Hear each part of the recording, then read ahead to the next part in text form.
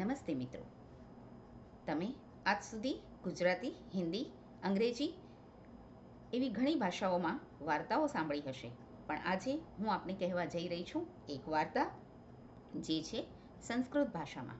સંસ્કૃત આપણી ભારત વર્ષની સૌથી પૌરાણિક ભાષા છે અને એ ભાષાને થોડી ઘણી તો જાણવી જ જોઈએ. તો વાર્તાની માધ્યમ છે કોઈ પણ ભાષાને સુંદર રીતે જાણવાનું, સરળ અને સહજતાથી. તો હું અલ્પા ભટ્ટ પુરોહિત પ્રસ્તુત કરી રહી છું આપની સમક્ષ એક નાનકડી વાર્તા. મૂઢઃ જંબુકઃ. અહીં જંબુક એટલે શિયાળ. વાર્તા બહુ જાણીતી છે, મારે બહુ ભાષાંતર કરવું નહીં પડે, આઈ થિંક સો. એકઃ જંબુકઃ અસ્તિ. સઃ એકદા આહારાર્થમ વને ભ્રમતિ.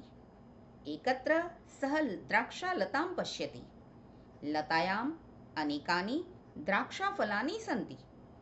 તાની પંકાની. જંબુકઃ ચિંતયતિ, અદ્ય મમ દ્રાક્ષાફલાનાં ભોજનમ ઇતિ દ્રાક્ષાં લબ્ધુમ ઉપરી ઉત્પતતિ, કિંતુ દ્રાક્ષાફલાની ન પ્રાપ્નોતિ.